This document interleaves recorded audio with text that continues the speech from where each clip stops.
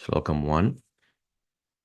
Shri Ishwarovacha vṛttōtphulla viśālākṣaṃ vipakṣaya dikshitam ninādatrasta vishvāndam vishnum ugram namāmyaham.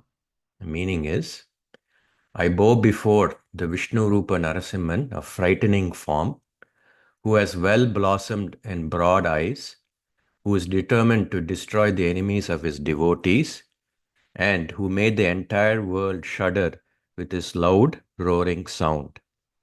So let's look at the word-by-word meaning. Shri Ishwara Vacha, Lord Shiva says, vṛttōtphulla viśālākṣaṃ. Vṛttōtphulla means well-blossomed. Viśālākṣaṃ, one who has broad eyes. So Narasimha has benevolent and broad eyes that stretch all the way to his ears and are like a fully blossomed lotus. This word viśālākṣaṃ, Viśālākṣi you would have heard, which is another name for Ambal. It means one who has broad eyes. Why is so much emphasis given to the Lord's and Tayar's eyes? For example, they say lotus-like eyes, broad eyes, etc. Because it is through their eyes that their grace falls upon us.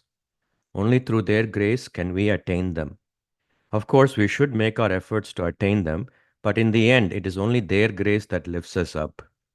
And how do we get their grace? We fully surrender to them with our body, mind, intellect, and will. Do actions that will please them and earn their grace.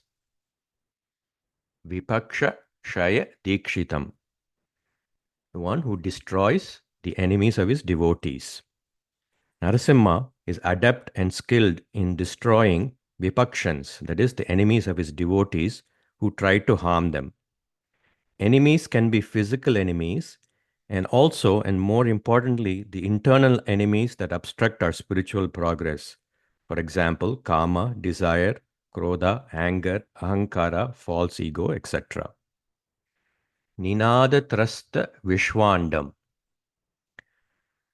Ninada means sound, trasta means trembling or frightening, vishvāndam, the whole world. So the whole vishvāndam, the world, shook with Narasimha's ear-shattering roar. When Hiranyakashipu hit the stambam and asked his son if his lord was there, Lord Narasimhan jumped out of that pillar with a rare scream that shattered the ears of Hiranyakashipu.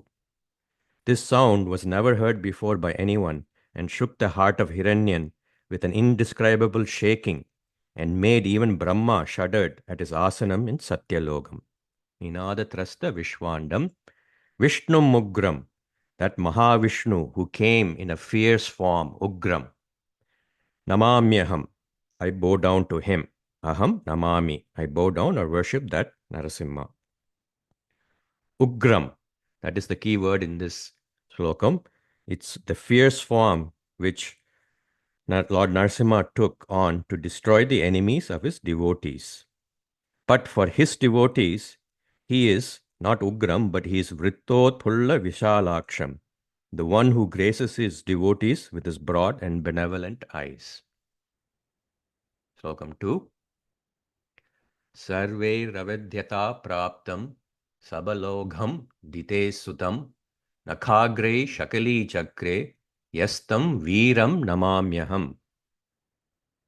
Hiranyakashipu, the son of Diti and Kashyapa, who had boons that assured him of all kinds of powers and immunity against being killed, his flesh was torn into shreds by the tip of the nails of Lord Narasimha. To that brave warrior Narasimha I bow down too. Sarvairavadhyatāṃ prāptaṃ, the one, prāptaṃ, who gained all indestructibility. Sabalogam dite sutam, dite sutam, the son of Diti, which was Hiranyakashipu. Sabalogam, the one who had gotten boons that had guaranteed him indestructibility. Despite all that, nakhagre shakali chakre, Lord Narasimha, with the tip of his nails, tore his flesh to pieces. Yastam vṛram, to that brave Narasimha, I bow down to namāmyaham. So here the key word here is vṛram. Hiranyakashipu had boons that gave him protection against all kinds of dangers from humans or animals. He could not be killed during the day or night. He had boons that he could not be killed inside or outside a house. He could not be killed by the living or the dead. This extraordinary protection gained by him through his mighty penance to please the Devas is described here as sarvaihi, by all. Avadhyatāṃ prāptaṃ. He attained indestructibility. This son of Diti Devi, Diti Sutam, thought that these boons protected him against all sarvaihi dangers that could lead to his death. He felt therefore indestructible, avadhyan. These boons, sabalogam, gave him a sense of security and made him fear nothing or nobody. Our Lord Narasimha took a form which was neither human nor animal. Above his neck he had the face of a lion, Simham, and below the body of a man, Naran. That's why it's called Narasimha. He killed Hiranyan neither during the daytime nor the nighttime, but destroyed him during dusk, which is neither day nor night. Our Lord killed Hiranyan on the steps of the palace, which is neither inside nor outside. Our Lord killed Hiranyan neither with lifeless weapons nor any living thing, but he used his nails, that has no life of its own, and yet it was alive in the sense that it grows. So all the boons and their protections that were offered by the Devatas to Hiranyan were of no use. They were bypassed by the Mahavir and Lord Narasimhan, and his avatarya karyam, the purpose of his avataram, was fulfilled.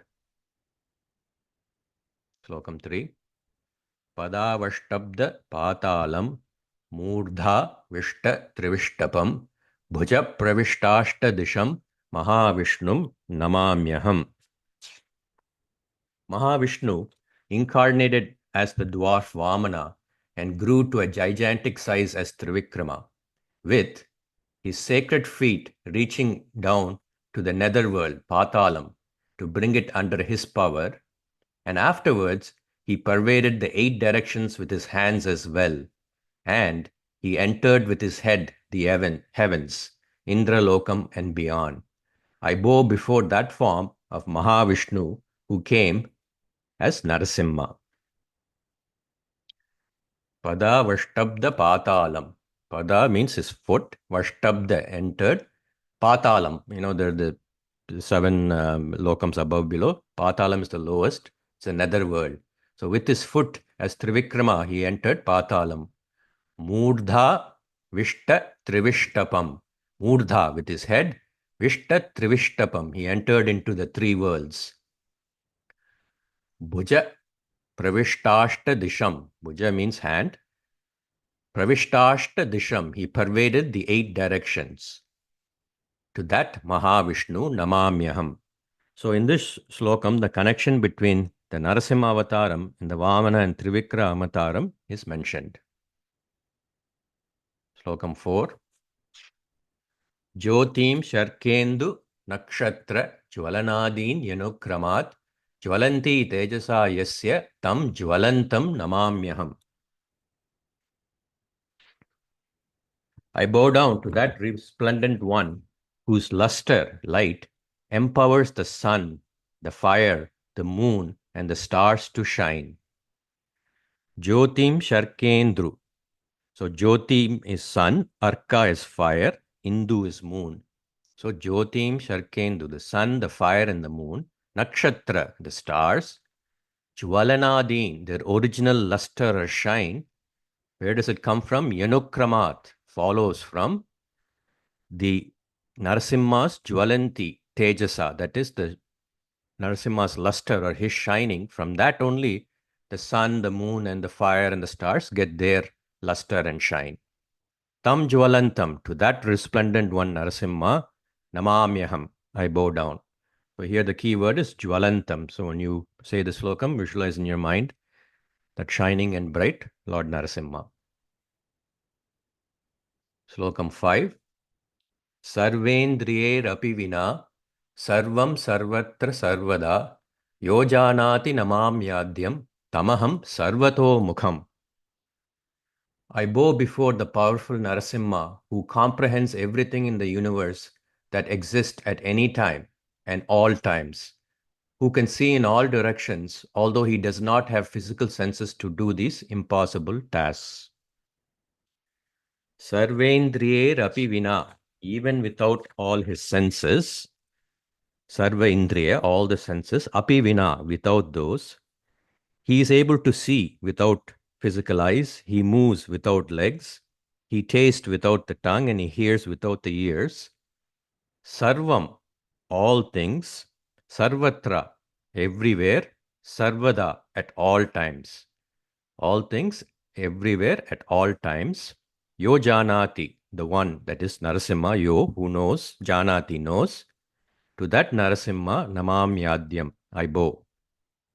Tamaham, sarvatomukham. To him, he is sarvatomukham, which means that he can see in all directions, which the word literally sarvatomukham means he has face in all directions, but what it means is he can see and he knows everything in all directions, and he knows everything. Sarvatomukham.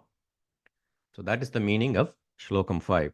Now, very interestingly, the Lord is always sitting inside us, along with our individual soul. He's also sitting inside us. So he knows everything that we do and all our actions and our intentions. So I thought at this time I'll talk to you a little bit about a very interesting things. This is a story about two birds in a tree. The story occurs in the Mundaka Upanishad as well as in the Shvetashvatara Upanishad. So the story goes as follows. There is a tree, and on this tree there are two birds. The first bird is eating the fruits of the tree. The second bird, which is its friend, is just watching. The first bird is sometimes happy, sometimes sad. When it gets a sweet fruit, it is happy. When it gets a bitter fruit, it is sad. Mostly it's getting bitter fruits. Second bird is just watching the first bird. If the first bird only turns around towards its friend, the second bird, all its miseries will finish. So here the analogy is given that the tree is like the human body. The first bird is the jivatma, or the individual soul that is within us. The second bird is the Paramatma, the super soul God. Both are sitting, the jivatma and Paramatma, both are sitting inside the body. The individual and the supreme soul, both are sitting inside the body. Now, the jivatma has its back turned towards the Paramatma, and he is eating the fruit of karma in the body. Sometimes good karma, sometimes bad karma, and the results of those karmas come. Happy, sad, and they alternate. All the jivatma needs to do is turn around and look at the second bird, the Paramatma. The Paramatma is watching and not interfering with the actions of the jivatma. Because the Paramatma has a rule, on surrendering only, I will grace you. So the first bird needs to turn around to look at the second bird. And turning around means what? Just bringing God into your awareness. And the moment you bring God into your awareness, your whole perspective will change. You will think, if He is there inside me, this world is His, it is not mine. All these people that I see are His little parts. Let me behave with them respectfully. All that I am doing is by His grace. There is no need to be proud. All that I am doing should be for His pleasure. So once that Jivatma, the first bird, turns towards the Paramatma, second bird, everything falls into place. It's like when you add the one after the zeros, all the zeros start to make sense.